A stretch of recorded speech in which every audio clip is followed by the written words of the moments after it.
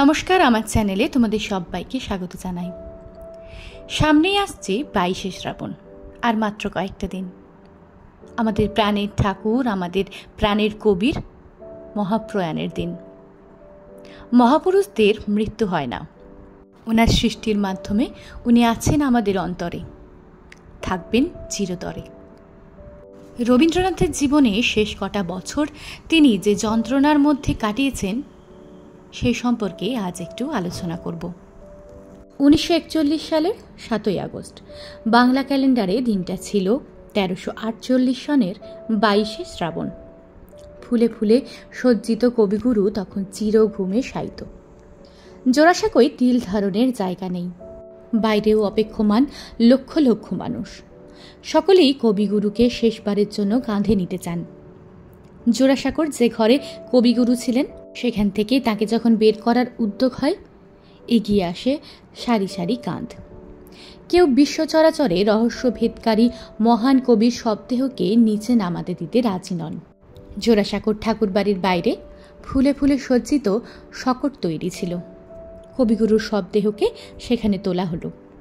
ঠাকুরবাড়ির অন্দরমহল, ঠাকুরবাড়ির দালান তখন এক শূন্যতা, এক হাহাকার। চোখে জল সকলের। ভগ্ন হৃদয়ে রবিকবির শবদেহবাহী শকটের পিছনে সামনে তখন লক্ষ লক্ষ মানুষের ভিড়। প্রয়াণের 4 বছর আগে থেকেই অসুস্থতা শুরু। বয়স যে বাড়ছিল তা যেন অনুধাবন করতে পারছিলেন রবীন্দ্রনাথ।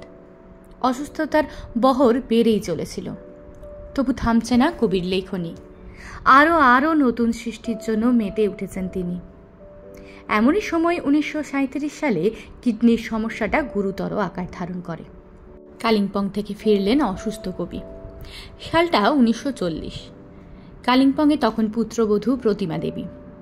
শরীর সায় দিচ্ছে না, তবু পাহাড়ের প্রকৃতির টানে আর পুত্রবধূকে দেখার জন্য শান্তিনিকেতন থেকে কালিম্পং গেলেন রবীন্দ্রনাথ ঠাকুর। দিনটা ছিল 19শে সেপ্টেম্বর, কিন্তু বেশি দিন কালিম্পংয়ের জল হাওয়া সহ্য হলো না কবিগুরুর। 26শে সেপ্টেম্বর গুরুতর অসুস্থ হয়ে পড়েন তিনি। অস্ত্রোপচার না হলে বাঁচানো যাবে না কবিকে। কালিম্পংয়ের বাড়িতে যন্ত্রণায় ক্লিষ্ট কবিগুরু।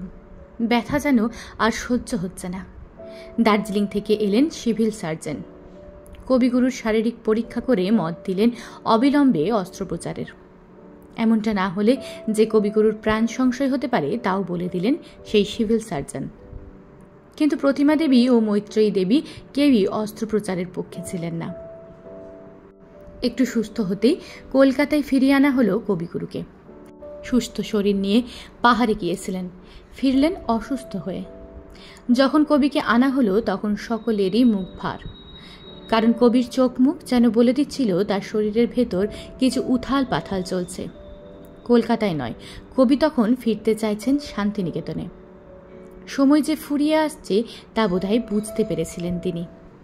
তাই বেশি অসুস্থ হওয়ার আগে শান্তিনিকেতনকে একবার দেখে নেওয়া এবং যাবতীয় দায়ভার অর্পণ করাও বোধহয় মনস্থির করেছিলেন তিনি। 1916 সাল থেকে কবির চিকিৎসা করছিলেন প্রখ্যাত চিকিৎসক নীলরতন সরকার। তিনি কোনোদিনই কবির অস্ত্রোপচারের পক্ষে ছিলেন না। কিন্তু 1940 সালে যখন কবি গুরুতর অসুস্থ হলেন তখন গিরিডিতে নীলরতন সরকার। স্ত্রী বিয়োগের পর সেখানেই তিনি পাকাপাকিভাবে বসবাস করছিলেন। রবীন্দ্রনাথের শারীরিক অবস্থা পরীক্ষা করে দেখলেন বিখ্যাত চিকিৎসক বিধানচন্দ্র রায়। তিনিও সায় দিলেন অস্ত্রোপচারের। কবিকে জানানো হয়েছিল অস্ত্রোপচার করিয়ে নিলেই আচ্ছন্ন ভাবটা কেটে যাবে এবং তিনি ফের সুস্থ শরীরে লেখার কাজ করতে পারবেন। এত বড় একটা সিদ্ধান্তের কথা কিন্তু জানতেই পারেননি নীলরতন সরকার। কবির আশেপাশে তখন যারা ছিলেন তারা কেউ ডক্টর নীলরতন সরকারকে খবর দেওয়াটা প্রয়োজনই মনে করেননি। অথচ কবি নাকি বারবার জানতে চেয়েছিলেন ডক্টর নীলরতন সরকারকে খবর দেওয়া হয়েছে কিনা। প্রত্যুত্তরে বলা হয়েছিল গিরিডিতে বসবাসকারী চিকিৎসকের সঙ্গে কোনোভাবে যোগাযোগ স্থাপন করা যাচ্ছে না। সৃষ্টি থেমে নেই। কবির শরীর জুড়ে এক প্রবল অস্থিরতা। থেকে থেকেই যেন ক্লান্তিতে আচ্ছন্ন হয়ে পড়ছে মন। থমকে যেতে চাইছে হাতের গতি। তবুও অনড় কবি আধশোয়া অবস্থাতেই লিখে চলেছেন তিনি জীবনের শেষ অধ্যায়ের অভিজ্ঞতা। যা ফুটে উঠছে রোগশয্যা, আরোগ্য, জন্মদিনের মতো রচনায়। কলকাতা থেকে বিশেষ ব্যবস্থায় ট্রেনে করে শান্তিনিকেতনে আনা হলো কবিগুরুকে। যে স্বতঃস্ফূর্ততায় মেতে থাকতো শান্তিনিকেতনে, সেখানে তখন এক বিষাদের ছায়া। কবি যে প্রবলই অসুস্থ তা চোখের সামনে দেখতে পারছিল ছাত্রছাত্রীরা। সকলেরই চোখ ছলছল করছে। যে প্রিয় ছাত্রছাত্রীদের সঙ্গে কথা বলেই কবির সারাটা দিন কেটে যেত, সেই কবি প্রায় নিশ্চুপ, কোনো মতে হাত তুলে সাড়া দিচ্ছেন তিনি। রবীন্দ্রনাথের জোড়াসাঁকোর মহর্ষি ভবনে দোতলার পাথরের ঘরের পূর্ব দিকের বারান্দায় তৈরি করা হয়েছিল অস্থায়ী অপারেশন থিয়েটার। কারণ কবির পক্ষে অন্যত্র গিয়ে এই অস্ত্রোপচার করানোটা সম্ভব ছিল না। পাথরের ঘরের পূর্ব দিকের বারান্দায় অস্থায়ী অপারেশনের থিয়েটার বানিয়েই করা হলো অস্ত্রোপচার। অস্ত্রোপচারের পরেও সুস্থ হলেন না কবি। আরও যেন বেড়ে গেল শারীরিক অসুবিধা। আচ্ছন্ন ভাবটা আরও মাত্রা ছাড়া হয়ে দাঁড়ালো। কবির মুখে প্রায় কথা হারিয়ে যাওয়ার উপক্রম। সারাক্ষণ একটা ঝিমুনি ভাব তাকে যেন গ্রাস করে ফেলতে চাইছে। খাবারে অরুচি, অথচ খাদ্যরসিক কবির এ কি হাল! অবশেষে খবর পৌঁছালো গিরিডিতে। উদ্বিগ্ন চিত্তে তাড়াতাড়ি কলকাতায় এলেন ডক্টর নীলরতন সরকার। ঠাকুরবাড়িতে গিয়ে সোজা চলে গেলেন কবির কক্ষে। মহর্ষি ভবনের দোতলার ঘরে তখন নিস্তব্ধতা। কবি প্রায় জ্ঞান হারিয়েছেন। কবির নারীর স্পন্দন অনুভব করার চেষ্টা করলেন ডক্টর সরকার। পরম মমতায় কবির কপালে হাত বুলিয়ে দিলেন। এরপর উঠে দাঁড়িয়ে ঘর থেকে বেরিয়ে এলেন তিনি। চোখ ছলছলে, কারোর সঙ্গে সেভাবে কথা না বলেই উঠে গেলেন বাইরের দাঁড়ানো গাড়িতে। 5 ও 6 আগস্ট দ্রুত অবস্থার অবনতি ঘটতে লাগলো। জোড়াসাঁকোর বাড়ির সামনে তখন রাতারাতি পিলপিল করে জমতে শুরু করেছে মানুষের ভিড়।